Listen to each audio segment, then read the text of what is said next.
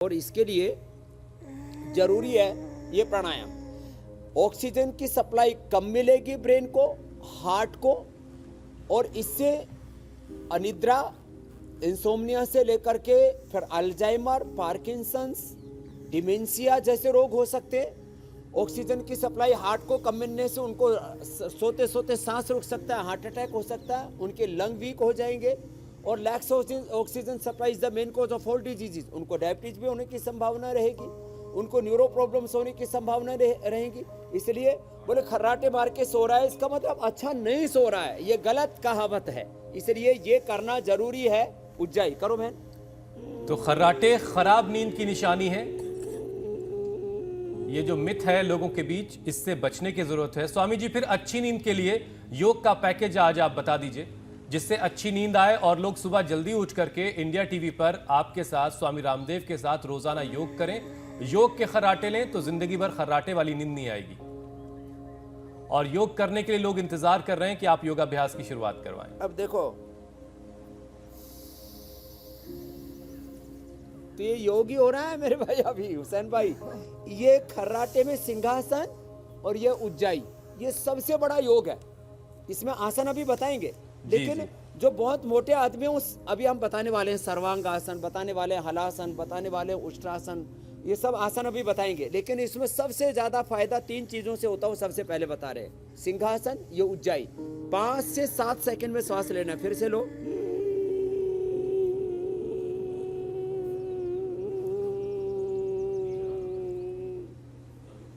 अब श्वास भरते समय आवाज आएगी, फिर रोक के रखना से, और फिर 10 से 20 सेकंड रोकने के बाद आराम से छोड़ना। पहले ही दिन से स्नोरिंग, स्लीप एपनिया, खर्राटे और सोते सोते सांस का रुक जाना, अचानक बैठे बैठे खर्राटे आने लगना, नींद आ जाना, ये बहुत दिक्कत वाला काम है।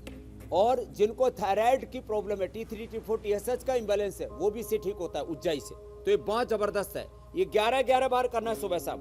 फिर कपाल भाती करते समय ये पॉइंट दबाना,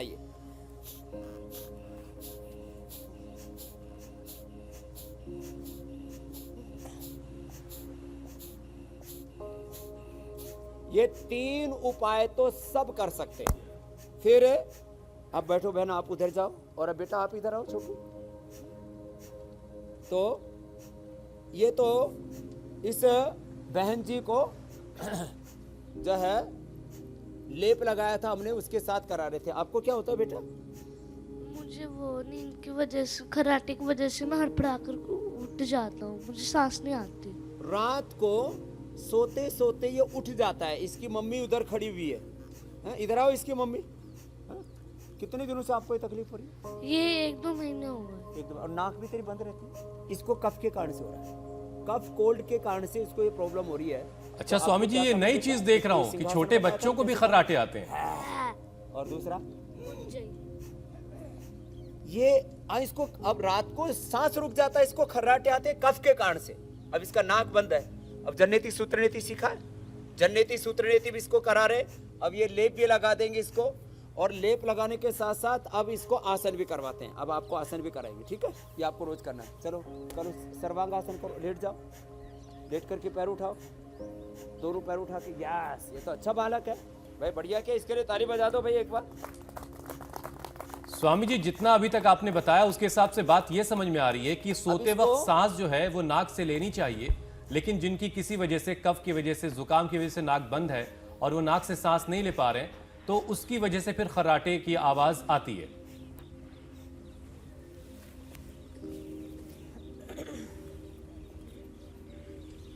हाँ देखो, अब ये हलासन भी करो बेटा, ऐसे।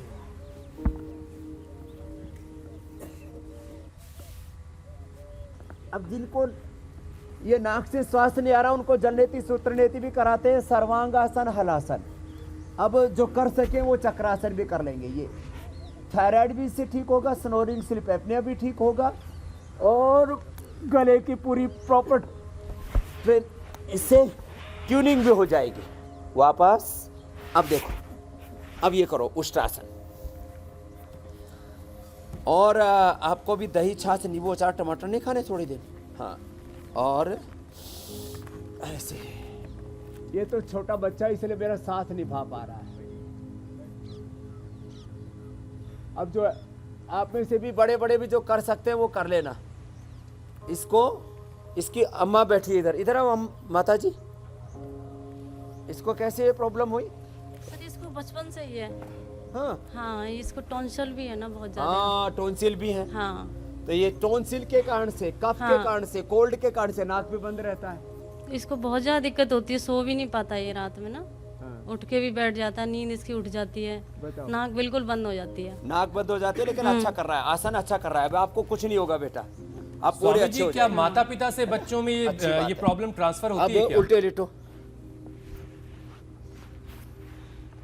माता पिता से बच्चों में वात पित्त कफ ट्रांसफर होते हैं, और जिनकी कफ की प्रकृति है, कोल्ड की प्रकृति है, और जिनको ओबेसिटी है, माता पिता से बच्चों में कफ, कोल्ड और ओबेसिटी ये ट्रांसफर होती है, और उसके कारण से ये खर्राटे आते हैं। हर बीमारी, उसको बीज दोष बोला जाता है, एलोपैथी में उसको जेनेटिक डिजीज बोला जाता है, आध्यात्मिक शास्त्रों में इसको प्रारब्ध दोष बोला जाता है।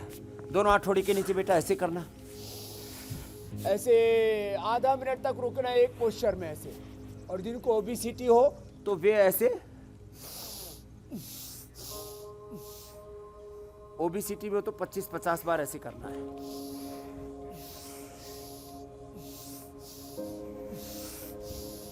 ऐसे करना है ये।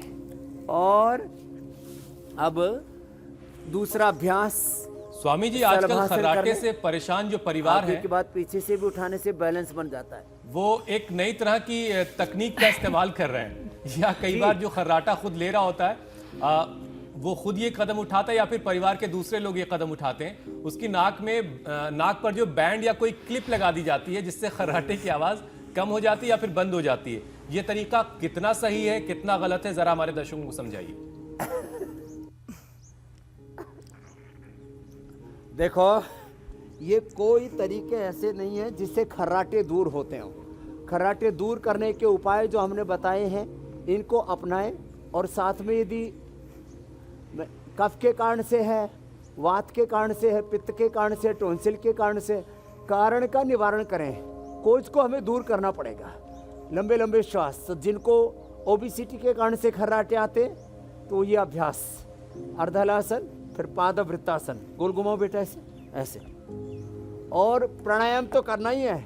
उसके साथ साथ जिनको कफ कोल्ड है, उनको स्वासारी, लक्ष्मीलास और संजीवनी एक एक गोली खिला दें। लक्ष्मीलास, संजीवनी, स्वासारी एक एक गोली, और दिन भर उनको दिव्य पेय पिला दें। सुबह शाम उनको स्वासारी काढ़ा पिला दें, और ऐसे फिर ये अभ्यास। तो जिनको कफ के कारण से आता है, वो फिर ये अभी मैंने काढ़े आदि बताए, फिर त्रिकुटा, सीतोपलादी और श्वासारी पाउडर भी जो है वो 1-1, 2-2 ग्राम शहद के साथ चटा देते हैं। और गरारे आज हम बताएंगे।